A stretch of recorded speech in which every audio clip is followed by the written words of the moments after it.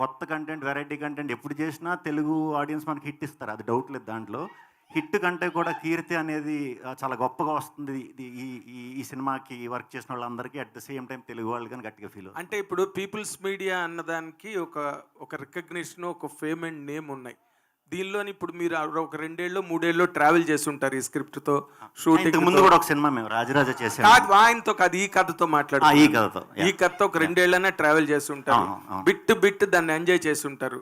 మీకు you must have some confidence to say that it is going to hit the bull's eye అనే ఒక confidence మీ మాటల్లో.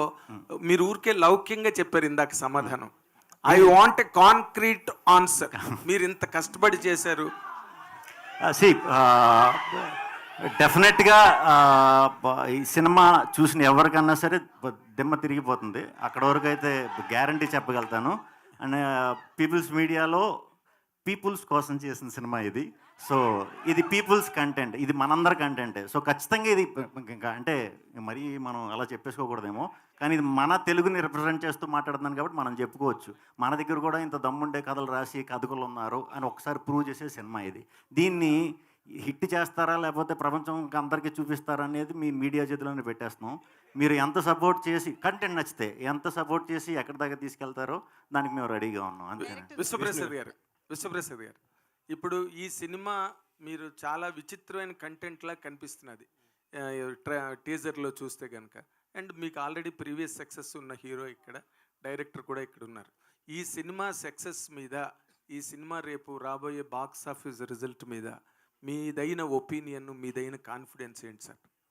అంటే బేసిక్గా సినిమాలు అన్నది ఓన్లీ బాక్స్ ఆఫీసే కదండి.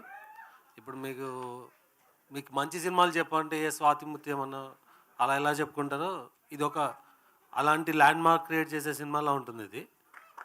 స్వాతిముత్యం పెద్ద కమర్షియల్ హిట్ కూడా కదా సార్? ఇది కూడా కమర్షియల్ హిట్ అవుతుందనే చెప్తున్నాను నేను. అదే బాక్స్ ఆఫీస్ హిట్ కాదు, వినేయండి ఎలా చెప్తారు. నేను చెప్తున్నది బట్టి బాక్స్ ఆఫీసే కాదు, ఇది ఒక అంటే కొన్ని తరాలన్నీ చాలా పెద్ద విషయం. అట్లీస్ట్ ఒక 5 to 10 years బ్యాక్ చూసుకొని మంచి సినిమాల లిస్ట్లో ఇది వస్తుందండి. శ్రీ విష్ణు ఇక్కడ సార్, మీ టీజర్ చూస్తే 4-5 హీరోయిన్లు ఉన్నారు. సో ఈవెంట్లో ఒక్క హీరోయిన్ కూడా తీసుకురాలేదు, మగవాళ్ళే గొప్ప అని నిరూపించుకోవడానికి. అది లేదండి, లేదు. అంటే యాక్చువల్లీ మనం వాళ్ళకి స్వతంత్రం ఎక్కువ ఇవ్వటం వల్ల హాలిడేకి అని చెప్పి ఈవెంట్ ఉంది అన్న షార్ట్ నోటీస్లో చెప్పామన్నమాట. వాళ్ళు ఫారెన్ ట్రిప్లో ఉన్నారు, అందరూ ఇప్పుడే అలర్ట్ అయ్యారు, వచ్చేస్తారు. మగ మహారాజులు ఆర్డర్ వేసాక రాకుండా ఉంటారా? వేసాము, వస్తారు నెక్స్ట్ నుంచి. విశ్వప్రసాద్ గారు సార్, మీ బ్యానర్లో వరుసగా డిజాస్టర్లు వస్తున్నాయి, అది ఒక డైజెస్ట్ చేసుకోలేని విషయం. సో ఈ సినిమా చూస్తే స్టార్ హీరోలను కాకుండా కంటెంట్ నమ్ముకొని చేసిన సినిమా అనిపిస్తుంది. మీరేమంటారు సార్? అంటే వరుస డిజాస్టర్ అన్నది మరి దాన్ని అంటే మీరు ఫైనాన్షియల్ డిజాస్టర్ అంటున్నారా, లేకుంటే డెఫినెట్గా రీసెంట్గా ఒకటి వచ్చింది అన్ఎక్స్పెక్టెడే, కానీ అంతకుముందు మనమే బాగానే రన్ అయిందండి. ఓకే. సో దానికి ముందు ఒకటి వడకపుట్టి రామస్వామి అని రన్ అయింది, అది బాగానే రన్ అయింది.